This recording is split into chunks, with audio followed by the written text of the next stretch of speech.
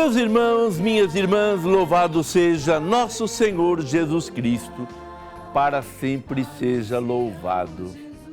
E hoje a igreja tem uma festa, a festa do batismo de Jesus. Imagine que momento solene, lá no Rio Jordão, João anunciando a salvação, que estava preparando os caminhos do Senhor, que era indigno até de desamarrar as sandálias do sapato, das sandálias, que era o trabalho do escravo, e anunciando a necessidade de conversão, de mudança de vida, e aparece Jesus para ser batizado. Imagine a confusão de João Batista na sua humildade. Mas Jesus insistiu que isso era importante. E com isso Jesus acabou nos mostrando a importância do nosso batismo. Você sabe o dia do seu batismo? Como é importante isso. Foi o dia em que você se tornou filho de Deus, filha de Deus. E que o Espírito Santo passou a morar em você. E que você se tornou realmente templo do Espírito Santo. Pois bem, nós hoje, então, para refletir sobre o batismo de Jesus, vamos tomar a segunda leitura, que está em Atos 10, 34 a 38. Repito, Atos, capítulo 10, versículo 34 a 38. Mas antes eu quero lembrar o seguinte, os Atos dos Apóstolos, escritos pelo evangelista Lucas, são a continuação do evangelho que ele escreveu.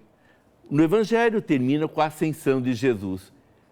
Atos recomeça com a ascensão e vai nos mostrar o caminho da igreja nos primeiros tempos.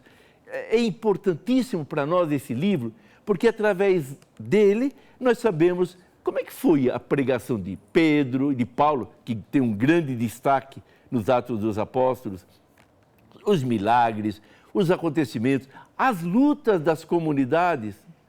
Como esse livro para nós é essencial para a gente ver que o Evangelho começou a entrar em várias culturas e povos. Fala das viagens de Paulo e tudo isso, então, hoje nos edifica e nos anima. Então, a passagem, eu repito, de 10, 34 a 38. Então, Pedro tomou a palavra e disse: estou compreendendo que Deus não faz distinção de pessoas. Pelo contrário, aceita quem o teme e pratica a justiça, qualquer que seja a nação a que pertença. Deus enviou sua palavra aos israelitas e lhe anunciou o evangelho da paz por meio de Jesus Cristo, que é o Senhor de todos. Vós sabeis o que aconteceu em toda a Judéia, a começar pela Galiléia, depois do batismo proclamado por João. Como Deus ungiu a Jesus de Nazaré com o Espírito Santo e com poder. Por toda parte, ele andou fazendo bem e curando a todos os que estavam dominados pelo diabo, pois Deus estava com ele. Pois Deus estava com ele. Esta passagem é uma parte do discurso que Pedro fez na cidade de Jope, porque foi solicitado por Cornélio. Cornélio era um militar pagão, teve uma visão, mandou chamar Pedro à sua casa. Pedro até não queria, afinal, um pagão, eu sou chamado para o povo de Deus, mas aceitou, afinal Deus insistia, Deus estava pedindo, vai lá, anuncia Jesus, faz alguns milagres, e há uma transformação não só em Cornélio, mas naqueles que participaram da cena.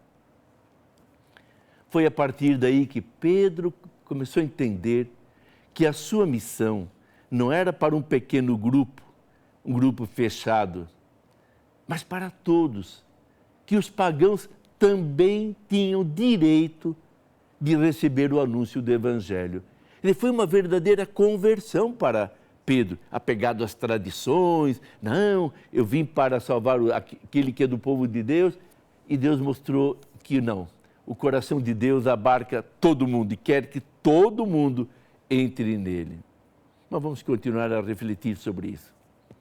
Anunciamos Jesus, vai para o